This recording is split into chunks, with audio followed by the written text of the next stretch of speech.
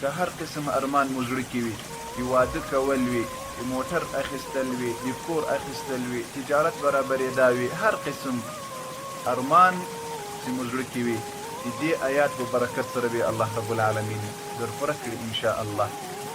قدرمند ورونو او خویندو، زړه کې ارمان لرئ، محتاجي لرئ، مه خفه کېږئ. نن داسې عظیم الشانه آیات تاسو ته ښیمه چې هغه آیات په تلاوت سره به الله دې تاسو د زړه ارمان پوره کړي او محتاجي به مو الله لرې کړي ان شاء الله. دا دعا او دا آیات تاسو ته ښیمه، الله رب العزت به مو د زړه ارمان در پوره کړي. دا آیات ډېرو مؤمنو بندګانو د الله رب العزت تجربه کړې ده. د هغو تجربه کوونکو خلقو نه یو زه هم یم او الله رب العالمین مې د زړه ارمان راپوره کړی ده او دا یو تحفه ده د ما له طرفه چې تاسو ته درکوم. باور وکړئ دا ډېرو مؤمنانو تجربه کړې ده او ما هم تجربه کړې ده. مخکې له دې چې آیات تاسو ته وښیمه، بعضې وروڼه چې کله یې زړه کې ارمان پیدا سي، کله یې محتاجي ورته راسي، نو دی دا فکر کوي چې زه باید یو تعویزګر او کوډګر ته لاړ شم او د تعویز له لارې مې دا ارمان پوره سي.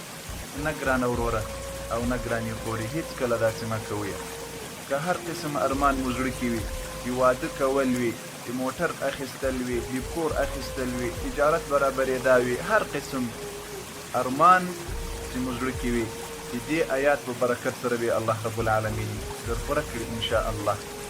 قدرمندو دوستانو، د دې آیات نه مخکې د موږ څو شیان د موږ او تاسو دپاره ضروري دي. کله وخت چې موږ او تاسو له الله رب العالمین نه څه غواړو، باید په یقین او اخلاص او صداقت او په پاک نیت سره یې وغواړو.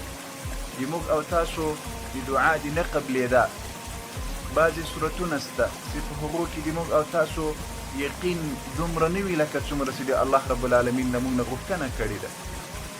کله چې مؤمن مسلمان زړه کې یو ارمان لري، نو الله رب العالمین نه یې وغواړه په یقین او باور او په پاک نیت سره، په اخلاص او صداقت سره. دا آیات په 14مه سپاره کې د سورة طه 14 نمبر آیات ده. الله رب العزت د موسی علیه السلام ټول سوالونه ورپوره کړل.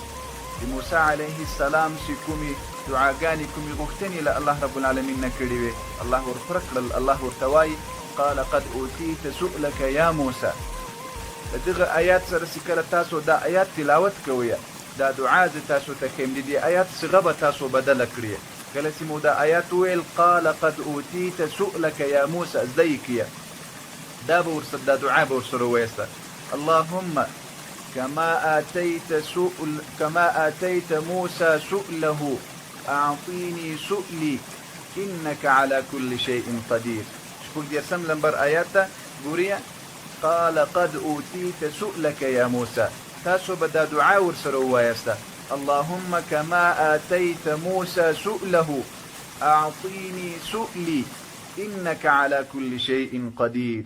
او که مو یو څه بل ورسره زیات کړل چې د ټولو مسلمانانو دپاره دعا هم ورسره وکړئ، ان شاء الله د تاسو د دعا د قبلېدا به 100 په 100 کې چانس زیات سي. داسې اللهم كما آتيت موسى سؤله أعطيني سؤلي ولجميع المسلمين إنك على كل شيء قدير.